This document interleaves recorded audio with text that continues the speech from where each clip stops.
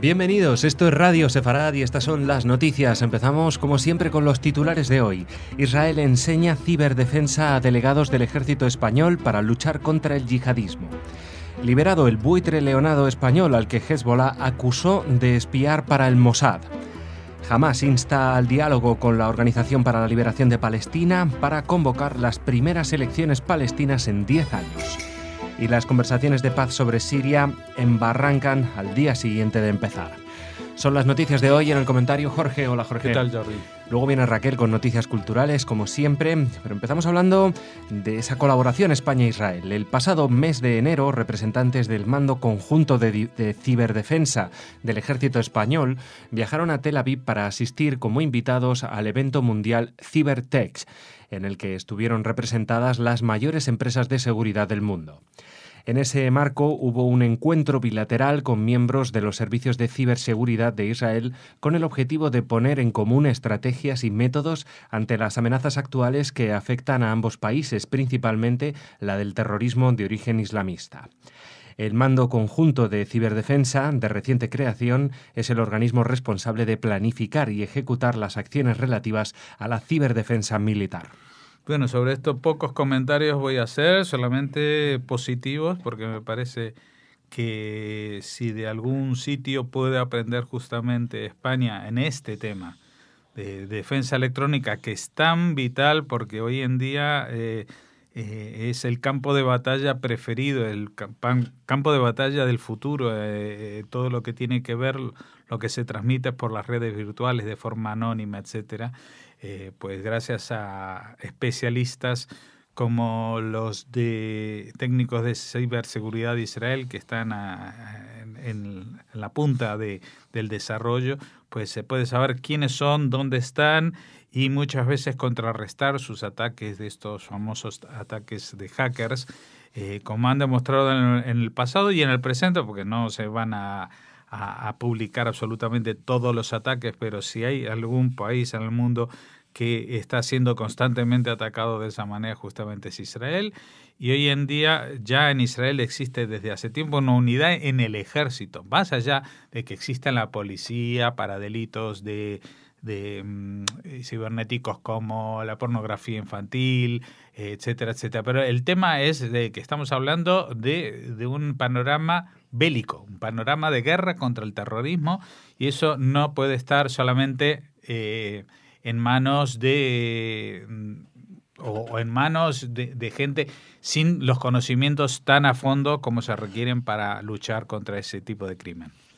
Seguimos. Hace unos días se supo que los habitantes de una aldea del sur del Líbano, controlada por el grupo terrorista Hezbollah, habían atrapado un buitre leonado español del que sospechaban que fuera un espía de Israel, dado que llevaba un GPS incorporado.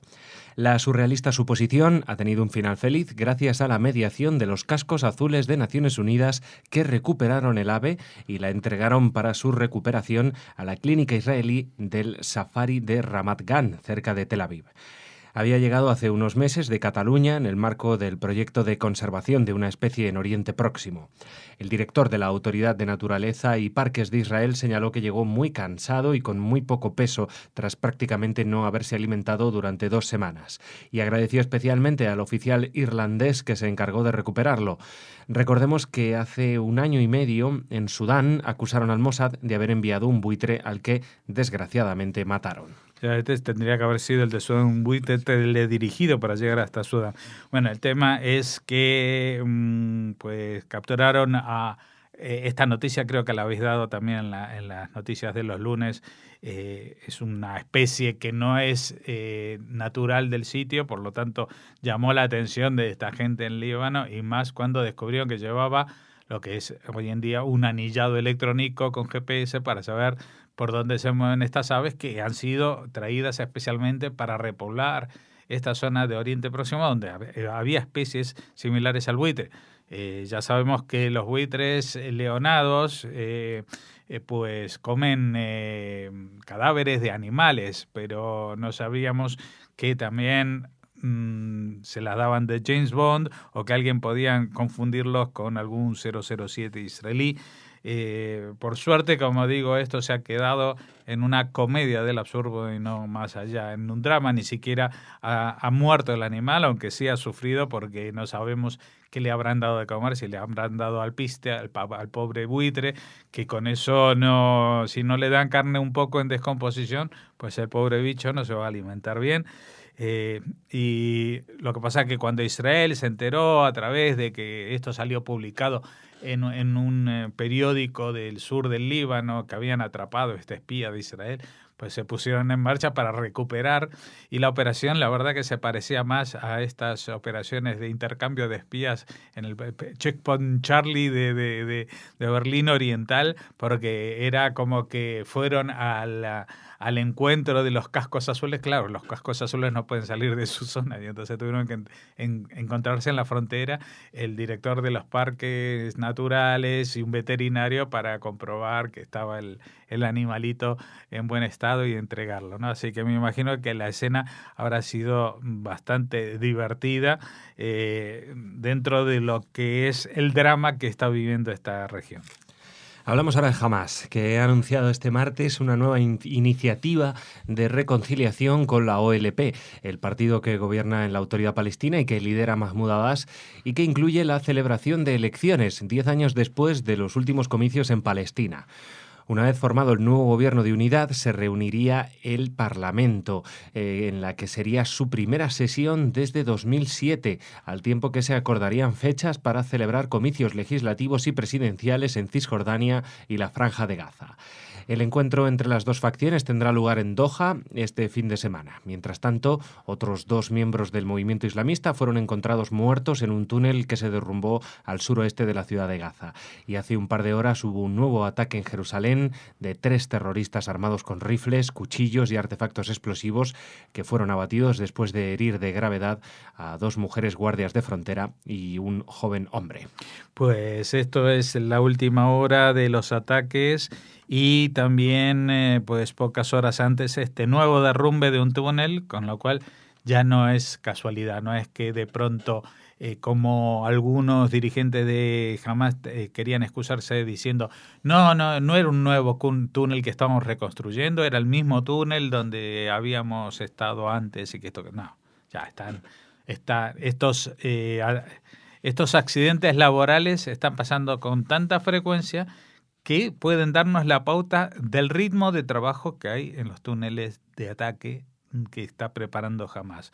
O sea, para que en la misma semana haya 2 derrumbes, Jordi, quiere decir que están trabajando 10 o 15 o 20 equipos a la vez. No se está trabajando en un solo túnel. Se está trabajando en muchos túneles y con la peor intención del mundo. Y a todo esto, pues los de Hamás, que deben pasar un poco de frío en Gaza y estar aburridos, pues han decidido encontrarse en Doha, que debe ser un sitio bastante más acogedor, para hablar de lo que siempre hablan y nunca hacen. O sea, la reconciliación de los palestinos. Y lo más gracioso es que no son capaces de dar un paso, pero te muestran 80 kilómetros por delante, ¿no? Entonces sí que va a haber celebrarse elecciones, y luego se va a llamar al Parlamento, que va a abrir la primera sesión, luego fechas para comicios legislativos, presidenciales en Cisjordania, en Franja de Gaza. ¿Pero de qué están hablando? Si en cuanto se encuentren se tiran a matar unos a otros. Es que esto es tan absurdo. Y aparte que le digan a Mahmoud Abbas que va a llamar a elecciones, que este señor ya tiene 80 y pico años, que lleva 15 años gobernando, o no sé cuántos años lleva, 10 desde que murió Arafat, subido al trono por él mismo a dedo y por el impulso de su propio partido ex grupo terrorista llamado Al-Fatah, o Organización de Liberación de Palestina, disfrazado de organismo internacional y hoy en día representante de la moderación palestina, aunque, por ejemplo, en esta ola de atentados de la que hablamos, por ejemplo, el de estos 3 terroristas, nunca condenan los atentados porque para ellos son parte de un hecho psicológico que se llama frustración. No es parte de una orquestación política, manipulación de una población en general joven, infantil, a través de un sistema escolar que les lava el cerebro durante décadas. El día siguiente de iniciarse las conversaciones de paz sobre Siria convocadas por Naciones Unidas, el proceso ha embarrancado por las reticencias de la delegación de la oposición, que ha decidido suspender su reunión con el mediador de la ONU, Staffan de Mistura, ante la falta de avances en sus reclamaciones humanitarias, mientras que los representantes del gobierno de Damasco proclaman que no tienen una contraparte con la que negociar. La Comisión Suprema para las Negociaciones, que representa una docena de grupos políticos y militares de la oposición siria en las negociaciones, ha exigido para sentarse a negociar el final de los bombardeos, el alivio del asedio de las ciudades cercadas por el régimen y la liberación de miles de prisioneros civiles, entre ellos mujeres y niños, de las cárceles del régimen. Naciones Unidas se ha marcado un plazo de 6 meses para que las conversaciones de paz fructifiquen y se consiga consensuar una autoridad de transición que debería organizar unas elecciones a mediados de 2017. Otra vez la palabra elecciones. O sea, Naciones Unidas no logra frenar la matanza de cientos de miles de personas y lo que le preocupa es, a ver, ¿qué domingo podemos hacer elecciones? Vamos a ver, primero habrá que pacificar, pero es que aparte de todo esto, es ¿cómo vas a convocar unas conversaciones de paz cuando o las dos partes, o al menos una parte, no tiene ninguna intención de hablar de negociaciones de paz? Primero, la parte de, digamos, legítima, muy entre comillas, que es la de la presidencia de Bashar al-Assad, pues no está interesada ahora a hablar en negociaciones de paz porque después de 4 años, pues ahora tienen respaldo de Rusia y están avanzando en los frentes. Están logrando un avance en lo militar que no consiguieron durante mucho tiempo. Entonces, para ellos no hay muchas prisas. Sí que les conviene y quisieran lavar la imagen y recomponer el país que está destrozado en cachitos, un cachito en el norte que pertenece a los kurdos, otro en el sur que está controlado por Irán y las milicias de Hezbollah, pero también por grupos enfrentados, y el trozo central que todavía permanece controlado por Damasco, ¿no? Pero encima de todo esto tenemos que la oposición, que se supone que están sufriendo una debacle militar, pero que está compuesta de 80.000 grupos con intereses incluso más diferentes que los diferentes partidos en España, para hacernos una idea, ¿no? Pues todos representados a una, acuden a la mesa diciendo primero hay que hacer esto para sentarse. Y claro, yo no voy a defender para nada al gobierno de Bashar al-Assad, pero si uno va a unas negociaciones de paz no puede ir con condiciones. Esto lo digo para los palestinos, que siempre las dicen, y lo digo ahora para la oposición siria. No, uno no puede ir a sentarse a negociar obteniendo primero una parte de las cosas que reclama. Entonces, o se sientan o no se sientan. Y si no se sientan, pues demuestran que no quieren hablar. La verdad que yo no le veo ningún futuro a esto, primero porque las partes no están interesadas, ambas partes no están interesadas, porque la oposición todavía no sabe dónde queda el norte y dónde queda el sur, y como alguien dijo en este conflicto, no se sabe si los malos son los peores. Y también el gobierno, pues en este momento, después de mucho tiempo, pues se encuentra en una posición de fuerza, con bastante tranquilo respecto al futuro que puedan tener. Y como garante de todo esto tenemos una institución que se llama Naciones Unidas, que está demostrando día a día que con Ban Ki-moon al menos no sirven absolutamente para nada y que encima se atreven a dar ultimátums. O sea, dice, bueno, les damos 6 meses para que las conversaciones de paz fructifiquen. No, a ver, señor.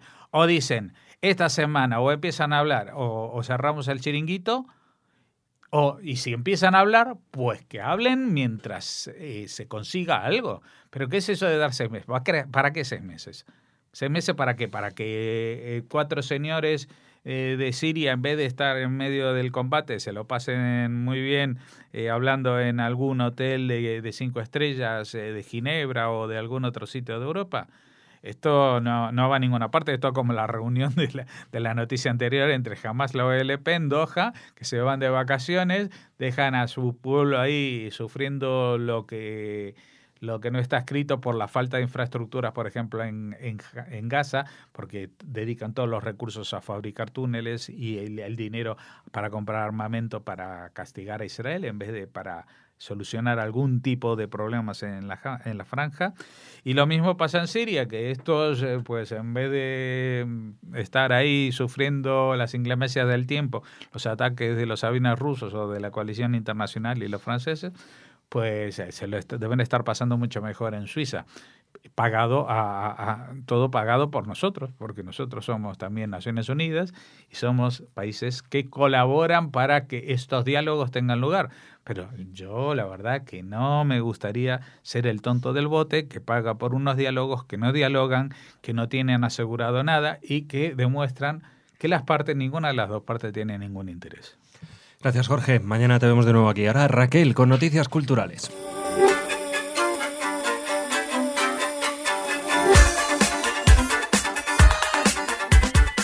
Noticias culturales. Hola, Raquel. Hola, Jordi. Ayer os eché mucho de menos. Eso te iba a decir. Felicidades. Sí. Que Muchas fue nuestro gracias. cumple. Bueno, que el día añitos. 3 es nuestro cumple.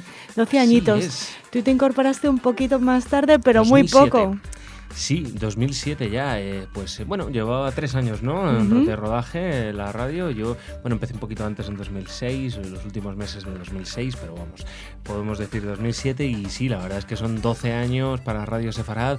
Un proyecto como el nuestro tiene mucho mérito, pues porque no tenemos la infraestructura de otros medios de comunicación. Somos un medio, pues, chiquitito, casero, modesto, hogareño. Sí, bueno, eso tiene sus ventajas también, claro. ¿no? Sí, desde luego que las tiene. Y bueno, pues llevamos 12 años aquí dando la lata en España para que la gente... ¿Y en el mundo? Sí, claro, porque al ser en Internet es en el mundo, pero bueno, nosotros de este proyecto nace en España, también un país en el que, bueno, no hay tanta presencia judía como en otros países europeos y en el que, bueno, creemos que estamos haciendo que la gente conozca mucho más lo que es ser judío, sus costumbres, Hacemos todo lo posible para conseguir eso. Así que nada, hoy es nuestro cumple, ¿o lo fue ayer, Raquel? El día 3, depende de cuando nos estén oyendo. Entre ayer y hoy. Muy bien, vale, pues nada, vamos a seguir contando acerca de lo que hacen los judíos, la vida judía en España y lo que tiene que ver con eso. Temas de interés judío como este, por ejemplo, una exposición sobre Chagall en el Canal, en esta sala de exposiciones tan preciosa en Madrid. Se llama Chagall, divino y humano, y la verdad es que no podían haber escogido un título mejor porque la exposición nos habla del arte de Chagall, donde lo divino se expande hacia lo humano y lo humano hacia lo divino, llegando a convivir en un mismo espacio como consecuencia de su visión artística, una síntesis de experiencia personal, mito y religión. Seguro que la exposición tiene muchísimo éxito, Jordi, porque Chagall siempre triunfa. Son en total 100 obras sobre papel las que se presentan en esta exposición, de la que intentaremos hablar con más profundidad con alguno de sus responsables y que estará abierta hasta el 10 de abril, como les decimos, en la Fundación Canal, aquí como decías tú, en Madrid. Un lenguaje único, el de Marc Chagall, y una combinación de lenguajes de la época, de las vanguardias, que lo hacen inclasificable, Raquel, y yo creo que eso también es lo que hace que destaque, ¿no? Medio camino entre el simbolismo, el surrealismo, el fauvismo, en fin, marxagallianismo. En definitiva, un artista como la copa un pino y un maestro de maestros. El día 4, continuamos, Jordi, se presenta en el Centro Sefarad Israel Quien así te ama, el testimonio de Edith Bruck. Centro Sefarad colabora con la editorial Ardicia en la presentación de este libro hasta la fecha inédito en español. Es el testimonio de Edith Bruck, que en 1944, siendo judía de origen húngaro, fue deportada a Auschwitz junto con sus padres y 3 de sus hermanos. A pesar de que era muy pequeña, su hermana Elis y ella lograron sobrevivir y fueron trasladadas primero a Dachau, después a Kristianstad y terminaron en Bergen-Belsen, donde las tropas estadounidenses las liberaron en 1945. Edith volvió a Hungría para reunirse con los pocos familiares que le quedaban y a continuación, tras una temporada en Checoslovaquia, pues embarcaría hacia el recién creado Estado de Israel. En el acto participarán Eugenio Martínez, que es el editor, Marina Sanfilippo, que es profesora de la UNED, especialista en literatura italiana y autora del prólogo, y Juan Pérez Pérez Andrés, que es el traductor de la obra. Será este 4 de febrero a las 7 de la tarde en la sede del Centro Sefarad Israel, ya saben, en el Palacio de Cañete, en la calle Mayor 69 de Madrid. Pues nada. Y luego también, sí, Jordi, no abandonamos el Palacio de Cañete para invitarles a que acudan a una conferencia cuyo título seguro les va a interesar desde ya. Miguel de Cervantes, judío converso. Título, si antes potente. Hablábamos de que el de Chagall estaba bien elegido, este también. Sí, el profesor Rodríguez se erige como un profundo conocedor de la obra cervantina y en particular de las dos partes del ingenioso hidalgo Don Quijote de la Mancha. Él será el ponente de esta conferencia en la que hablará de sus esfuerzos, de sus investigaciones, sus obras y sus estudios para demostrar el origen judío converso de Miguel de Cervantes. Será esta la línea de la conferencia que pronunciará en Centro Sefarad y que abordará ciertos aspectos quijotescos de presunta inspiración judía, como la fiesta de las tiendas, el matrimonio, el lavatorio de los pies o la dieta del caballo de los leones. La fecha, el 8 de febrero a las 7 de la tarde en el Palacio de Cañete, como ya les indicábamos. Y como se están cumpliendo ese centenario, ayúdame Raquel, 400 ¿no? De Cervantes siempre es interesante. Aunque a mí siempre me ha llamado la atención, Raquel, esos detalles que estos expertos ven en el Quijote, ¿no? Tantas referencias veladas, ¿no? Que hay a las costumbres judías, claro, o a las costumbres de los criptojudíos. De hecho, este profesor y otros expertos afirman que Don Quijote de la Mancha, que esa de la Mancha no se refiere al origen geográfico del personaje, sino a la mancha, entre comillas, que supone el ser cristiano nuevo. Bueno, pues nada, nunca lo sabremos, o sí, o no lo sabemos. Bueno, siempre tendremos el Quijote, ¿verdad? Bueno, Raquel, pues nada, muchas gracias. Hasta mañana, Feliz Jordi. Cumpleaños a ti también. Felicidades. Y a todos los oyentes, esperemos estar, pues eso, de 12 años más. Hasta los 120, por lo menos. 120, por lo menos. Solo nos queda multiplicarlo por 10. Gracias, hasta mañana, Raquel.